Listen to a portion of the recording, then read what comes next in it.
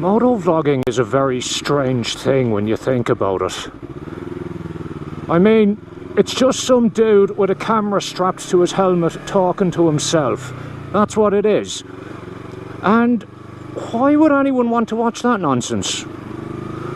You know, it doesn't really make any sense as to why people would enjoy such a thing. It is literally just some dude rambling. Yet it's extremely popular. The biggest motovloggers in the world have now well over 1 million subs. There are a load more than between 500,000 and 1 million. So, even if it is inherently strange, a lot of people get a lot out of this. So yeah, people like weird things, don't they? So I was thinking to myself the other day, why would anyone actually do this? Like, what do people who make motovlogs and put them on YouTube get out of it? It's pretty widely known that if you're doing it for fame or financial gain, you can forget it because the odds of that happening are minuscule. So that's out of the question. So if the fact that I'm not going to make any money off of it is ruled out, why would I do this? And I've been thinking a lot about that lately, and well, I don't really know. It's kind of hard to just think of one specific reason as to why I'd do this. Come on, traffic. Thousands of tears later. Oh, finally. I think my beard has grown back while I was waiting. Anyway. Ooh, look at you in your Hyundai i30. Captain Badass there. Where was I? Oh yeah, so I decided to ask a few other motovloggers why they do this. What are the reasons behind them making videos? And I got some pretty interesting responses. So here's a few of them.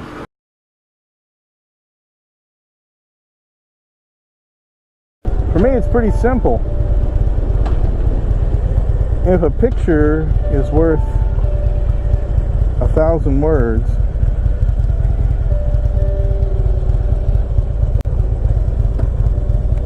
then a video's got to be worth a lot more.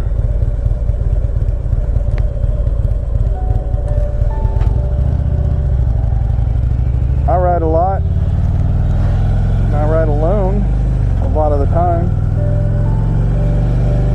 and I see some really beautiful and wonderful things. To describe them is one thing,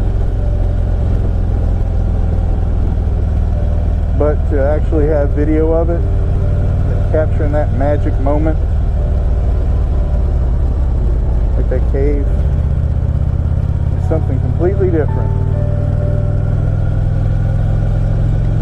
That's why I motovlog.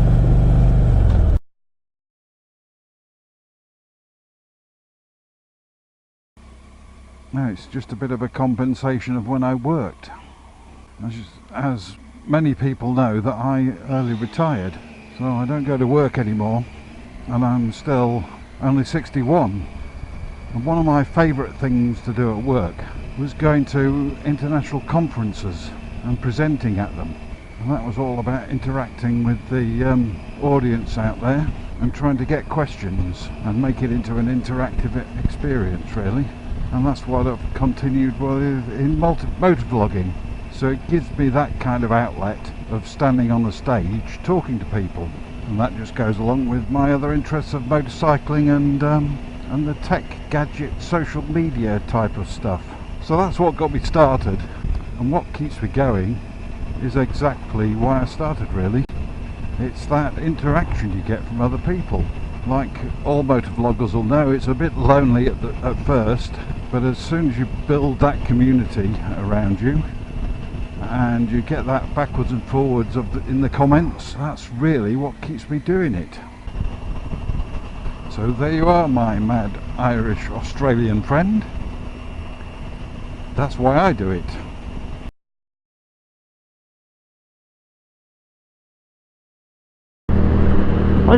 I really love all the interaction I can get from every single one of you across the world. It's like having my own little biking buddies all around the world. And if you've got some friends, be they in this country or a different country, anywhere in the world, you've got to be able to communicate with them. So being able to knock a video together and have that little conversation is just amazing to me. I really, really love it. Riding motorbikes to me is just, it's just me. There is nothing else to me apart from riding motorbikes, or at least not currently, really. And to be able to share that with other people is just amazing. I love watching other people's motovlogs just as much as I enjoy making my own. So, for me, the reason I motovlog, in a nutshell, is for the community. You can't beat it. You really, really can't. The people I've met in the UK and the people I've been introduced to via YouTube and via Facebook from the community of motovloggers, it's just awesome. It really is. Now, I don't do the conventional sort of style motovlogs all the time. I do visits to castles and stuff like that, so it also gives me the opportunity to share other passions, share a little bit of history to people that would otherwise not necessarily have the thought to go and actually have a look at that particular thing. I'm not saying you're all a bunch of uncultured bastards or anything.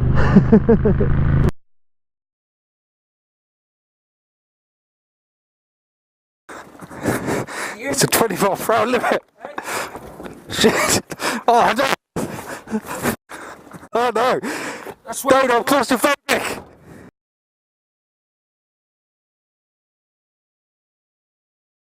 If I had to pick some reasons, I mean reasons other than the fact that I'm a vain, self-obsessed tool who loves the sound of his own voice, I suppose there'd be two. Firstly is that, well, obviously I live a long way away from my family and a lot of my friends, and I think it's really cool that YouTube kind of allows me to share my little adventures with them so that they know what I'm up to and know what I'm doing, and I think that's a really mad thing. This is unrelated to the topic of the video, but that Suzuki Swift has a heart-shaped exhaust. Oh dear. Like, obviously I'm from a country that has a long history of emigration, and I'm lucky, unlike a lot of my countrymen who have emigrated before me, I have this amazing tool at my disposal to stay in touch with my friends and stay in touch with my parents, and I guess this is a tool that allows me to do that. Plus, I think it's kind of comforting for my dad to know that I'm not actually riding this thing like a complete moron and risking my life. So, I guess there's that too. The other reason, God, I think it would be preservation of memories, if that makes sense. Okay, you're gonna have to forgive me getting a little bit philosophical about all of this, so bear with me a moment. When you remember an event, you're not actually remembering the event itself. You're just remembering your memory of the event. So this means that over time, the events of that particular event, they kind of get changed and distorted, and as such, what actually happened might not have been what happened at all, if that makes sense. Hang on, I've totally stolen this bit from somewhere. Well, anyway, these diminished memories, I'm not going to have to worry about them, because there's going to be a permanent video record of every single one of them if I can help it. Well, not all of them, I don't record every ride I go on, but I'm going to remember this, for example, the day I flew out to the Ross River Dam on the 23rd of October 2018. I'm going to remember how hot it was. I'm going to remember how sweaty my gooch was. Everything. I'm not going to forget a damn thing. And that's the beauty of this medium. All of these memories, they're going to be there and there forever.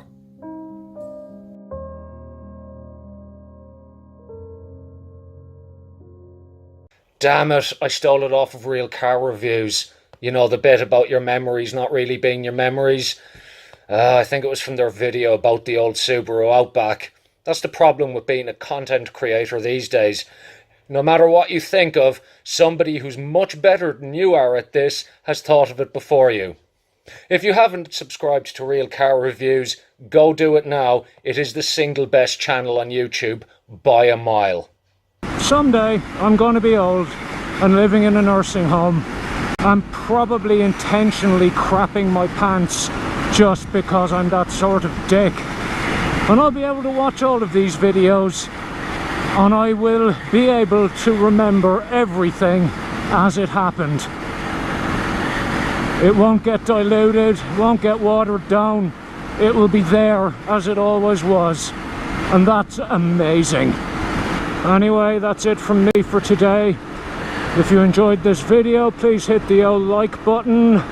Hit the sub button if you haven't already. And if you think the video is crap, well, that's your problem, buddy. Good luck.